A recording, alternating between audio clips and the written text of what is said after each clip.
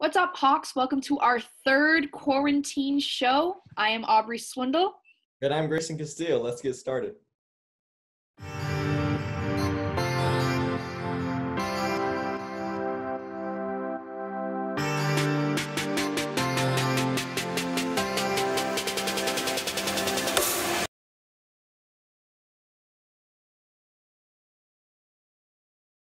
Race to develop an effective COVID-19 treatment. And we continue to follow the workers, the small business owners, trying to get that federal help running into hurdles. The number of confirmed cases has topped 1 million here in the U.S. Cases of COVID-19 and That breaking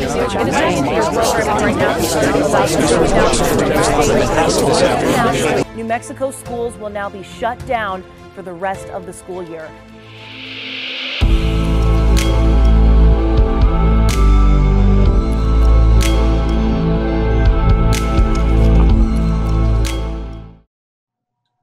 Although seniors are not able to have a proper graduation, Centennial teachers and staff are creating new ways to provide the class of 2020 with a senior experience. Reporter Ella Hutchinson has everything seniors need to know. Due to the effects of the coronavirus, Centennial's class of 2020 graduation had to take a different route. We are going to have a little mini parade for them where staff members drive by their houses, drop off gifts. We're going to try and visit as many as we can, and we're all very, very excited to come out and see our kids and greet our seniors. New Mexico shut down all schools in the middle of March, causing students to miss out on many different experiences. I had come to terms with the fact that I wasn't going to get the official graduation, and I think because they were still putting together something like a ceremony to make us feel special, that was greatly appreciated. The event took place on May 1st and 2nd, visiting approximately 135 students, something greatly welcomed by those who are participating. I'm just so thankful that all of them took the time out of their lives to just pass by and say congratulations. Graduation has now been adapted to be on May 22nd and have each graduate drive through at the Field of Dreams to receive their diploma. This is still nice to have, it still shows that we're getting recognized for something, For Centennial Student News, this is Ella Hutchinson reporting. This is a challenging time for many groups and organizations in our community due to social distancing regulations. However, local churches have found ways to adapt to not being able to hold in-person services. Reporter Kenneth Andrews tells us more. With the changes brought on by the COVID-19 pandemic, religion is one thing that many have become unsure of. Rabbi Larry Carroll tells how his community joined the bandwagon of Zoom meetings and Facebook Live in order to maintain their faith. So mostly, starting on March 20th, I've done our Friday night service normally happens at 6:30. So I've been doing services on Facebook Live. So I guess all those things which I would call the frontal stuff of congregational life, where it's, me leading a service, but that's been on Facebook Live, and the interactive has been on Zoom. Other options for worship have also been put into practice. Pastor Darren Skinner explains the endeavor of holding a parking lot service. A couple of pastor friends of mine in Roswell, they've been doing parking lot worship since day one. Then we had to think up staging, where we're going to do it, how we're going to do it. Is there electricity? How much of a worship service do we have? With decisions being made about who is an essential worker and what is an essential business, religious leaders have also had to decide what is essential for their practices.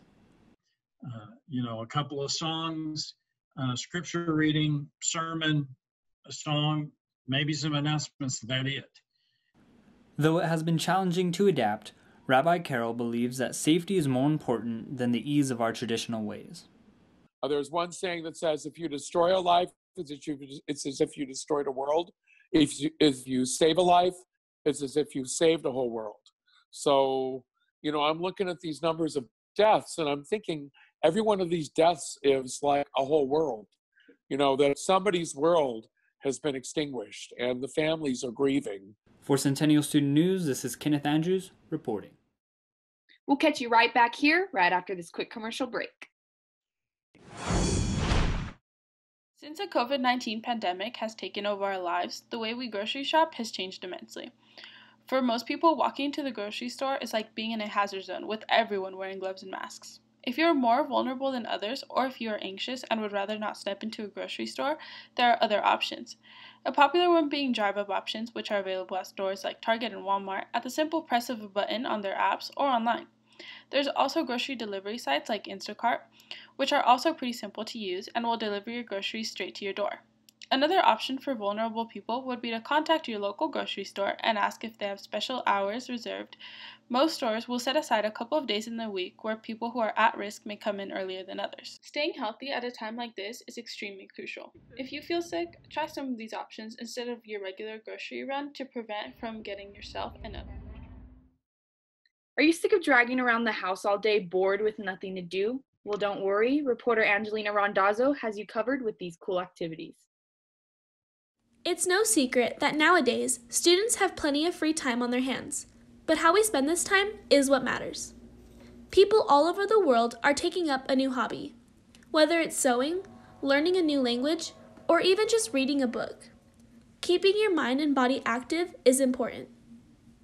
Make some food, learn how to cook, work out, just do something that would overall benefit you. And me personally, I have been stretching for chair and working out, keeping my strength up so that way I can go back and be as good or maybe even better for the season. I encourage you to try something new during this tough time. I'm sure you'll pick up an excellent hobby. For Centennial Student News, this has been Angelina Randazzo reporting. Staying connected to your friends during quarantine has shown to be quite challenging for some. Reporter Sean Crawford gives us information on how to stay social with social distancing.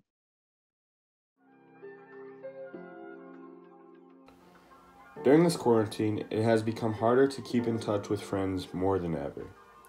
Here are some fun ways to keep in touch with friends from a distance. First is FaceTime. It is an Apple app that works just like a normal call, but with video, so you can see who you are talking to. If you do not have an Apple product, Google Hangouts works just as well.